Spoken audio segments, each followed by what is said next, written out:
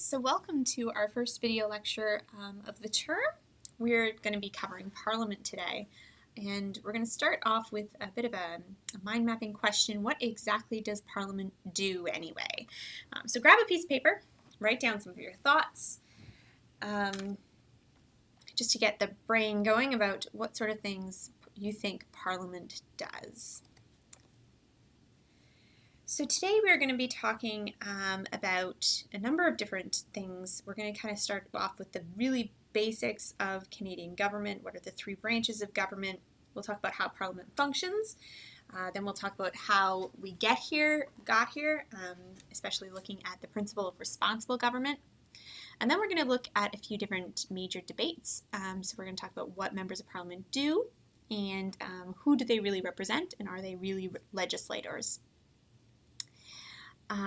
So let's get moving. All right, so there are three branches of government in Canada. Apologies to those who have already covered this in other classes, but we just want to get kind of a sense of the basics together. So politics, I like to say, is all about how we collectively as a country make, implement, and enforce decisions.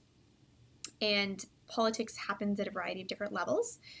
It can happen at the national level, so the Canadian government, at the provincial level, at the municipal level. Politics even happens at the level of the college, the level of your squadron, at the level of this classroom.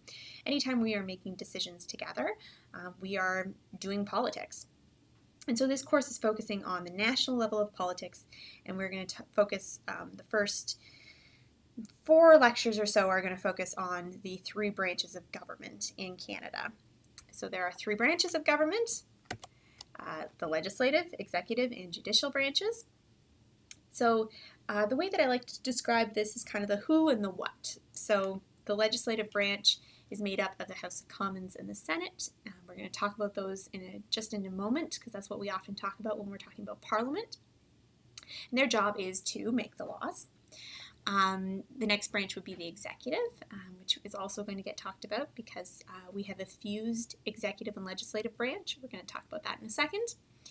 So who is the executive? It's the Prime Minister, the Cabinet, and the Public Service. Their job is to initiate and to implement the laws. And the last branch is the judicial branch, so the courts. And their job then is to enforce the laws.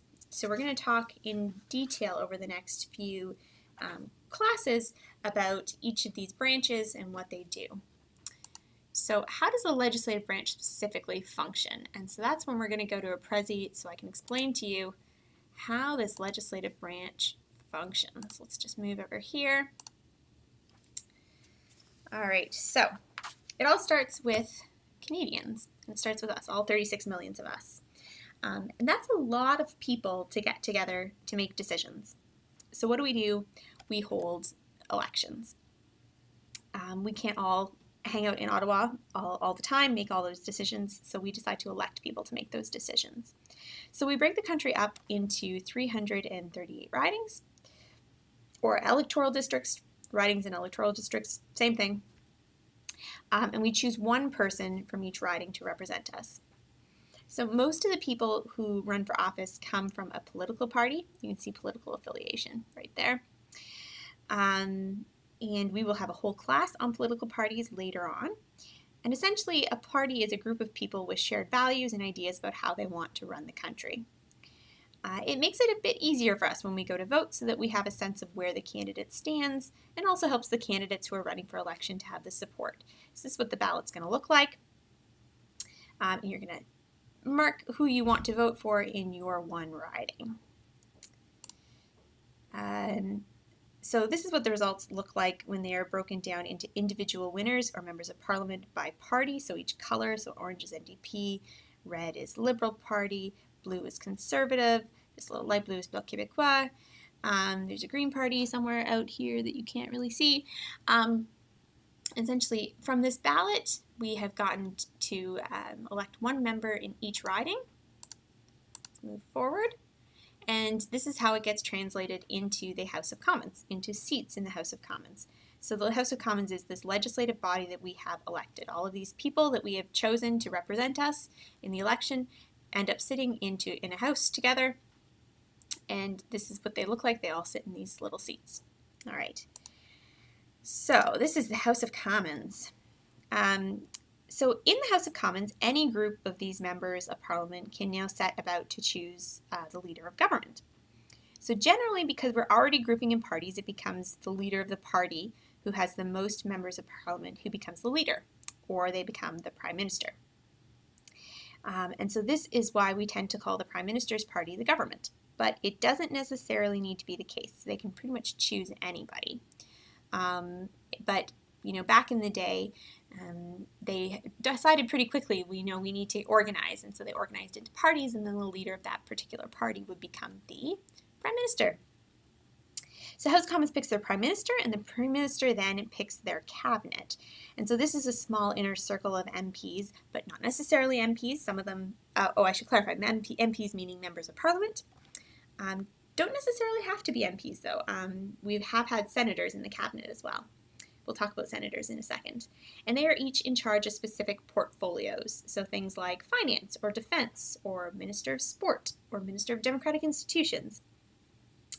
But really, even these people technically aren't in charge. Who's in charge? The sovereign. Currently, we have a queen. So Parliament goes to the queen and says, here are our picks. Are you cool with it?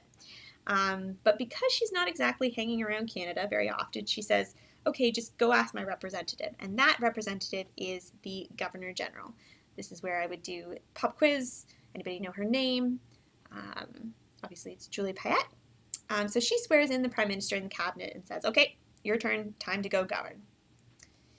So that's our first house taken care of. You'll notice it's in a green circle because it's the House of Commons, and green is kind of the color of the people. But we actually have two houses. So there's a second. So how are we going to fill up that second house? Well, in Canada, we go back to the Prime Minister. And he picks out, or she picks out, but unfortunately usually he, notable Canadians, the smartest of the smart, the brightest of the bright, or just his cronies or her cronies, and asks the Governor General to appoint them into the Senate. So we like to sometimes call the Senate the House of Sober Second Thought. The idea is to make sure that all of these crazy elected people don't get way too wild with all their legislating. This comes back from the old British tradition of having a House of Lords, of people who can, have some education and can tell us exactly whether we're doing it right, all us commoners or not. So that is how the Senate is filled. So we have two houses. We like to call this bicameral, meaning two houses in our Parliament. All right, so now our job is to get down to passing some legislation. So bills, which are essentially the term we use for laws before they become laws, are usually introduced in the House of Commons and usually by the Prime Minister and their government. But sometimes ordinary members can introduce them too. We call these, if they're not coming from the party of the Prime Minister, we call this a private member's bill. So the bill gets debated, revised, and voted on, and then it bounces back and forth in between houses a few times. When it's passed finally for the third time in the House of Commons, it heads over to the Governor General for royal assent. So essentially this process of going back and forth allows for both the House of Commons and the Senate to make, not the Governor General, the House of Commons and the Senate to have discussion, to make amendments, because the first draft isn't usually the best draft. You might want to make some changes. So it bounces back in between the houses, getting voted on, and finally when it's been voted on 3 times, it heads up to the Governor General. Not all bills make it up to the Governor General.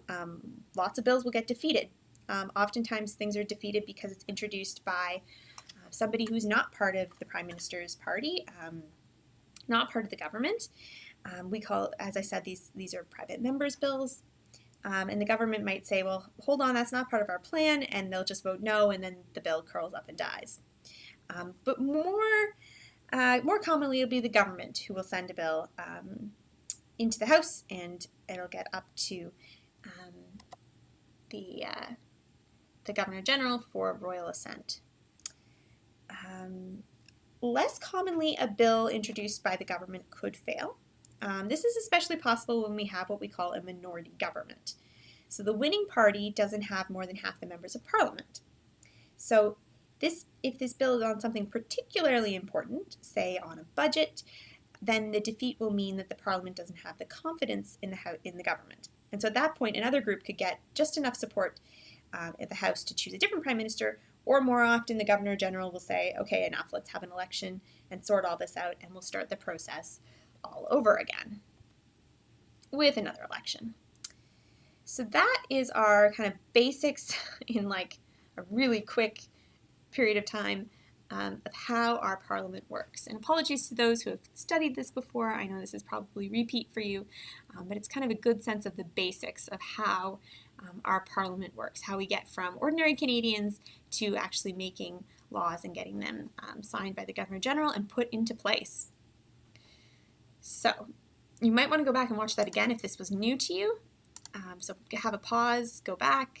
But if this is old hat and something you've studied before, we can kind of move on to the next question. And that question is, well, how did we get here? So this is the point where you'll go into the description. There is a video, a Heritage Minute. If you grew up here in Canada, maybe you remember watching these. I know I did. So go take a look at the Heritage Minute really quickly and then come back. So how did we get here? So a long time ago, Canada was a colony of Great Britain. Upper and Lower Canada both had legislative councils, which were appointed by and reported to the governor, selected by the Queen. So not super democratic.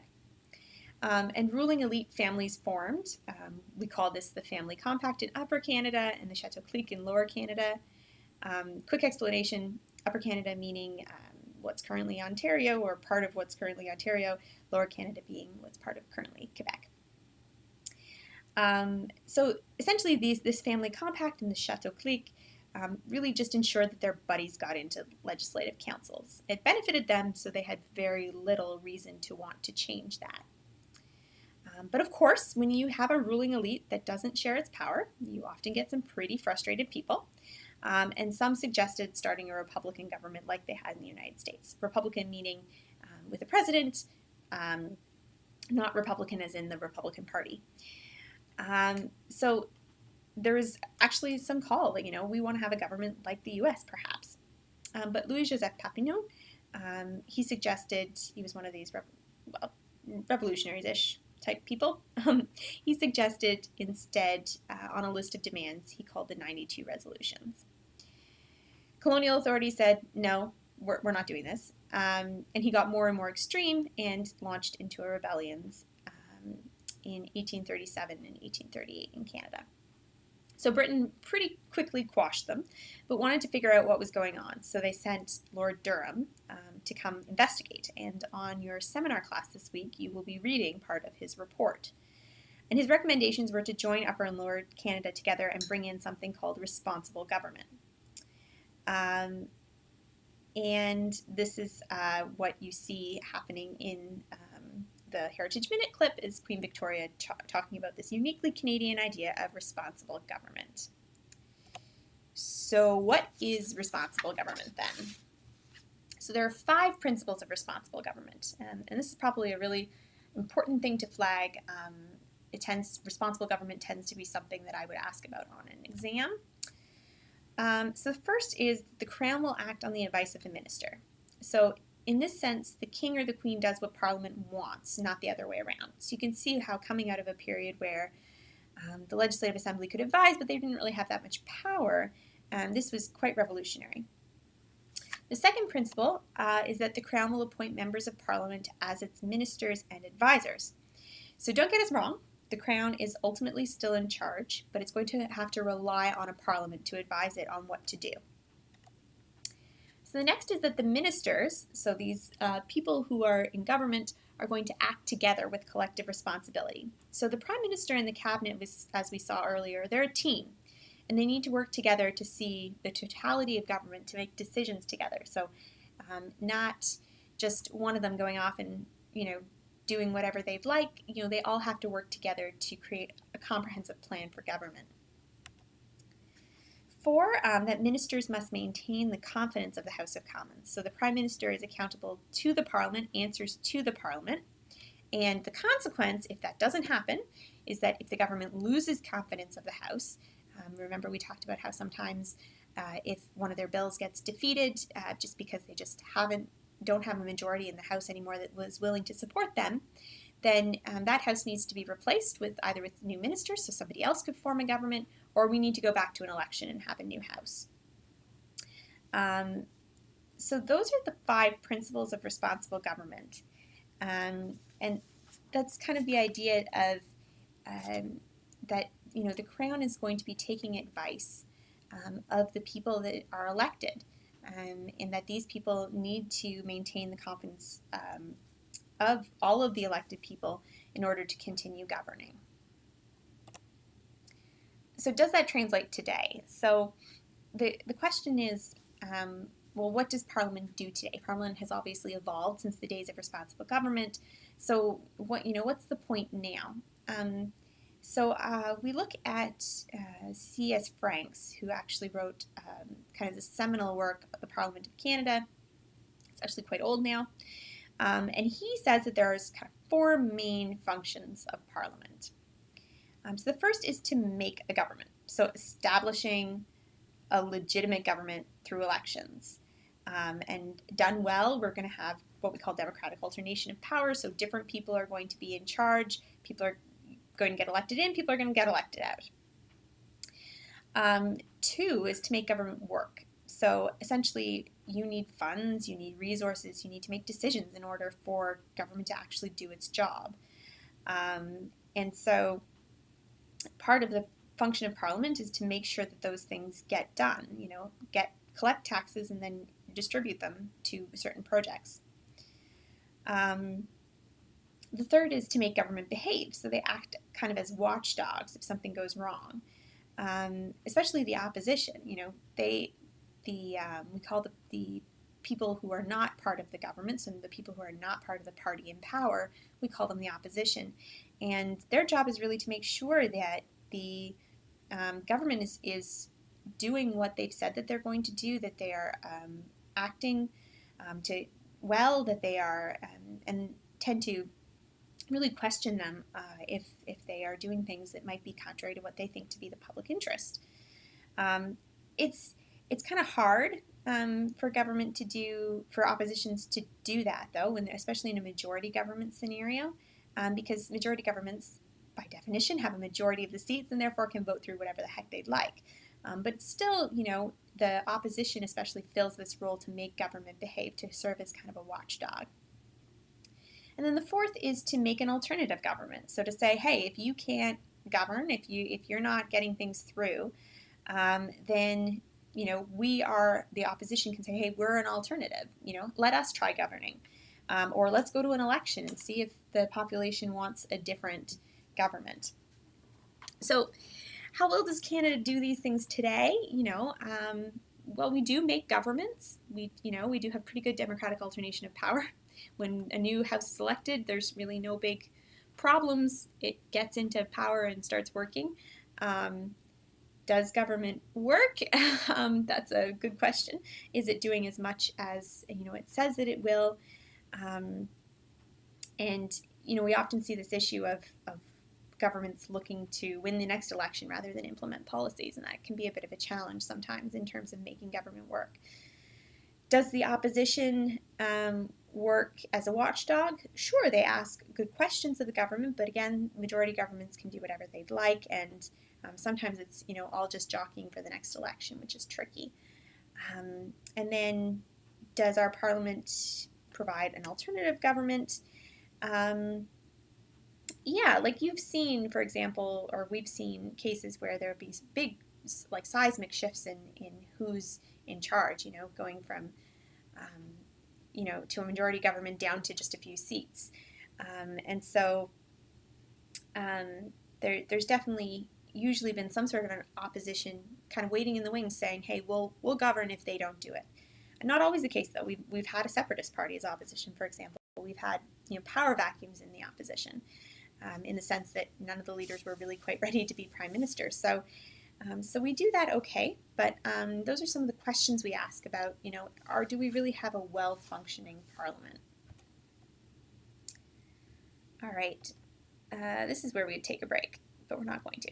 So, a day in the life of a member of parliament. So this is where I'm going to send you to a video. It's I think created mostly for children, but that's okay. I think it's just a nice way of explaining what it is that members of parliament do. So go take a look at that, and when you come back, we're going to talk about, well, do they actually do their job or not? So go take a look and come back. Right, so now that we have a better sense of what MPs do, we're going to talk about two major debates. So the first one is, who do MPs actually represent? And the second one is, are MPs actually legislators, or do they fill some other role? So let's start with the first one. Who do MPs actually represent? So there's this tension between, am I as a member of parliament meant to represent national interests? Or am I meant to represent my constituency specifically? And that's a tricky question, and it gets into some models of representation, or how we understand representation. So let's say we thought national interest, that my job as a member of parliament is to come to Ottawa and work with everyone else there to kind of find the best solutions for Canada. So we would call this the trustee model of representation, the idea that you're entrusting your MP to make decisions for the country as a whole. So they aren't necessarily just doing your bidding all the time. They're charged with seeing the totality of government and making up their minds because you've entrusted them to make these decisions. So the issue here, though, might be party discipline. So has anyone heard that term before, party discipline? So this is the idea that you always vote with your party, and if not, you will get kicked out of it. And then if you get kicked out, have fun trying to run in the next election, because you really want to have a party apparatus with you. That being said, independent members have been elected, but it's much more difficult. So party discipline, we often think about as being a bad thing, in the sense that, the members of parliament aren't really able to represent their constituencies, but it could also be actually quite useful. In the sense that the party together sees what's going on nationally. So you might be from one particular region, but you have a colleague in your party who's from a very different region, and you're able to work together to figure out what is best for country. And it allows government also to be more effective, because you have support of a certain block of voters in the House of Commons, and so you're really able to make these national level decisions and get them through and look out for the best of the country. Now, the alternative view would be that no, members of parliament are actually meant to be looking out for their constituency first. And we might call this the delegate style of constituency representation, the idea that you are there to do your constituency's bidding. And so kind of the flip side to party discipline then would be to have more free or conscience votes, the idea that you don't have to vote with your party. You can vote, however you'd like, however you think this is going to best represent your constituency's interests. And there's been many proposals about reducing the amount of party discipline to give members of parliament a lot more voice to represent their constituencies. So that's one of the debates that we talk about as political scientists is, who are MPs there really to represent? Are they representing national interests? Are you entrusting them to provide this representation? Or are they representing constituency, in the sense that you are my delegate in Ottawa and you're going to do what me and in our region, what we want you to do? So it's a great debate within our understanding of what members of parliament do. A second question we might want to ask is, are MPs actually legislators? So we often think about MPs as going to Ottawa and creating bills that become laws. That's kind of the centerpiece of what you're supposed to be doing in Parliament. But are actual MPs doing that? So there's a debate on that as well. So some would say yes, MPs have a very important role to play in policy. So they provide insight into local ideas and interests. They are the eyes and the ears of the Prime Minister and the Cabinet, and really necessary for the policy to advance. Some would say, yes, they have an important role, because all MPs actually can introduce legislation.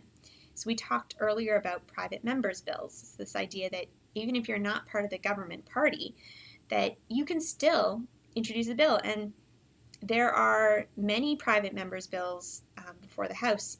For example, the National Anthem's gender inclusive language was a private member bill. And so sometimes they get through. So, you as an individual MP can actually get a bill through. It's less common, but it's possible. And then finally, this idea that government is really only as good as getting success in individual ridings. When you go to the ballot box, you are voting for an individual member of parliament. You're not voting for the prime minister. You're voting in your one riding. And so government knows that, and then we'll have this incentive to take MPs' views into account. But of course, there's also the flip side, this idea that individual MPs have very little role in policy. We say this because legislation is often designed at the national level by the Prime Minister, by the Cabinet, by the Public Service, and perhaps even more specifically by the party in charge. So they're going to use opinion polling and market research to figure out what people want. So why do you even need to have, ordinary backbencher MPs coming up with policies? Because, we centrally need to decide, the party would say, on what our priorities are going to be. The reality is that even though all MPs can introduce legislation, non-government legislation, so legislation coming not from the government party, rarely passes. It's not necessarily in the best interest all the time of the government to say, adopt an opposition bill. In the past 100 years, less than 250 private members' bills have been passed. So it's actually very difficult if you are, say, for example, right now in Parliament and you are an NDP member of Parliament, have fun trying to get your bill passed because you don't have the majority of votes, and there's little incentive for the governing Liberal Party right now to adopt your bill or to vote for it. And also just the fact that voters really aren't paying much attention to individual MPs. I would challenge you to think, back in your home riding, who is the MP? Do you know their name? Versus who's the Prime Minister or the party leaders? You might be more likely to know their name. And that's really been a change in campaigning, that we are focusing on the Prime Minister. And so in some sense, that has also placed more power in the Prime Minister and the party's hand when it comes to individual policy. So again, one of these questions that we don't necessarily have a clear answer to: are MPs actually legislators? In some way, MPs are the eyes and ears of the party, and our electoral system means that you are getting elected in individual ridings. But at the same time, we've had so much more centralization at the party level that individual MPs, especially backbenchers, have very little role to play in actual policy making. So we've come to our summary. So what I want you to do is pause the video and jot down some definitions for each of the terms listed. So research has demonstrated that one of the best ways to do better in a test or an exam setting is actually to practice retrieving information. So rather than going back and kind of copying a definition or going to the textbook and copying a definition, what I'd like you to try to do is retrieve the information that you have swimming around there in the brain and try to write down definitions for these 6 terms. So pause the video here, do that, and now you should be back, hopefully, after a pause. So let's talk about what each of these terms means. All right, so legislative branch, that's the branch of government that is making the law. So we have the House of Commons and the Senate. Our Parliament is the legislative branch. The executive branch of government, they are the ones who initiate and implement the laws. So that's the Prime Minister, the Cabinet, and the Public Service. Now remember, we talked about how the legislative and executive branches are fused. That means that the Prime Minister is actually sitting in the legislature, but is also the executive. So that's kind of something unique about the Canadian system. Judicial branch of government, that's the courts, and they're the ones that enforce the law. Responsible government, so that refers to a government that is responsible to the people. So the idea in Canada, responsible government is an executive or a cabinet that depends on the support of an elected assembly rather than on the monarch to keep their power. Party discipline. So we talked a little bit about that. It's that ability of a parliamentary group of a political party to get its members to support the policy of the party leadership. So those that are in control really have a lot of control over those caucus members on how they vote. If you don't vote with your party, you tend to get kicked out and then have fun running in the next election.